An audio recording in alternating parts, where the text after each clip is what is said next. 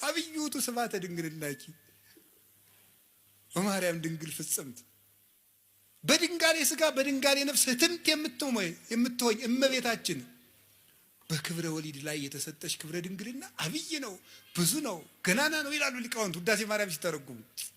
እናንተ ምን አለባችሁ? አይወርዳችሁ፣ አይሞቃችሁ። እናንተ ኳስ ነው የሚደንቃችሁ።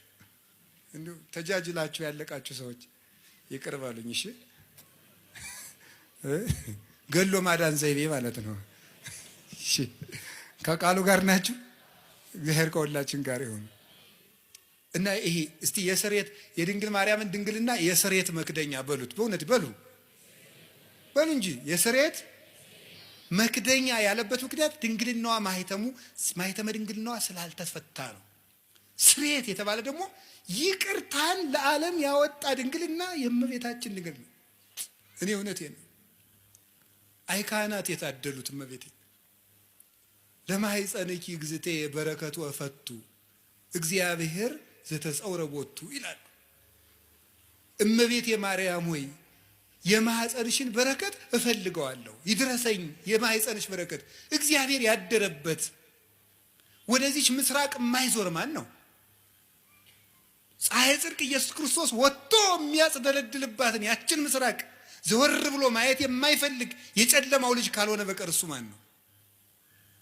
መዞር የሚያሰኘኝ እኔ ወደ እመቤታችን ነው። ወደ እሱ ያልዞርኩ ወዴት ልዞር ነው ዛሬ?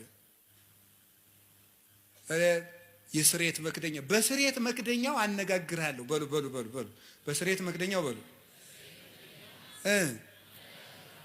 እመቤታችን ድንግል ላይ መክደኛው ማለት ታቦቱና ታቦቱ የሚጋጠምበት መግጠሚያው ላይ ነው። ጫፉ የታችኛውና የላይኛው የሚጋጠሙበት መግጠሚያው። ይሄ የስሬት መክደኛ የእመቤታችን ድንግልና ነው። የስሬት መክደኛ የተባለበት የእመቤታችን ድንግልና መጀመሪያ ብቻ ክርስቶስን ወልዶ ያቆም አይደለም፣ ዘላለም ይቅርታን ያሰጣል። ከልጇ ጋር እያስታረቀ እንማጸንበታለን። ባቀፉህ እጆቿ፣ በሳሙ ከንፈሮቿ፣ ባዘነ ጀርባዋ፣ በወሰነችው ማኅፀኗ ብለን እንማጸናለን። ዛሬም ይቅርታን ይሰጠናል። ስለዚህ የድንግል ማርያም ማኅፀኗ የይቅርታ ማኅፀን ነው። አነጋግርሃለሁ ማለት ምን ማለት ነው? የድንግል ማርያም ማኅፀን የሃይማኖት መስበኪያ ነው። የሃይማኖት ምስክር ነው። የእምነት መግለጫ ነው። ወትሜህሮሙ ሰጊደ ለስሉስ ማህያዊ፣ ለማህያዊ ሥላሴ ስግደትን የምታስተምርላቸው ናት። ድንግል ማርያም እምነትን የምትገልጥ ናት እንጂ እምነትን የምትጋርድ አይደለችም። እመቤታችን ዘላለማዊ ድንግልና ነው ያላት። የስሬት መክደኛው አይፈታም። ለምንድን ነው የማይፈታው? አካላዊ ቃል ነው የገባበት። የእግዚአብሔር ቃል ነው ያደረበት። ለምን ሲባል እግዚአብሔር የሚነጋገርበት የስሬት መክደኛ ነው። ያ ማለት የድንግል ማርያም ማኅፀን የእምነት ሰባኪ ነው። እንዴት ነው የሚሰብከው? ሳትወልድ ድንግል ናት። እስኪ ሳትወልድ ድንግል በሉ። ስትወልድ ድንግል በሉ። ስትወልድ ድንግል በሉ። እሺ ከወለደች በኋላ ድንግል በሉ። እስኪ እንደገና ደግማችሁ ንገሩኝ። ያይ ሶስቱንም ንገሩኝ እንጂ። እሺ ከወለደች በኋላ ይሄ ማለት ምን ማለት ነው? በስሬት መክደኛው ምን እልሃለሁ ነበር ያለ? ዘብዛባ ሁኜ እንዳይመስላችሁ እሺ። ነገርን ከነገር ለማገናኘት ነው የምደግመው። እሺ በስሬት መክደኛው ምን አረጋለሁ ነው ያለው? የስሬት መክደኛ ያልነው በሐዲስ ኪዳን ሲተረጎም ምንድን ነው? የእመቤታችን ምንድን ነው? ድንግልናዋ ነው የስሬት መክደኛ። ስሬት የተባለ ይቅርታን የሰጠ ክርስቶስ ከማን ስለተወለደ ነው?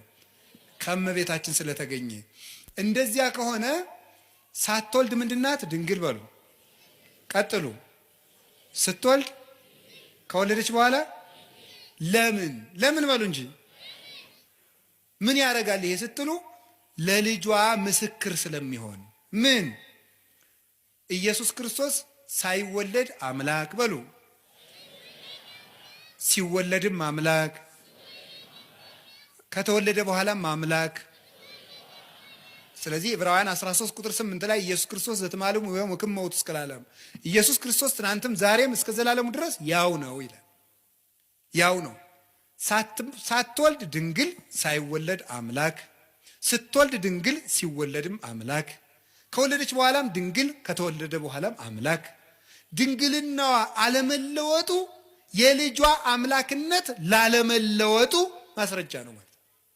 ለማይለወጠው ልጇ ምስክር እንድትሆን እሱ ሰው ቢሆንም አምላክነቱ ስላልተለወጠ እሷም ብትወልድም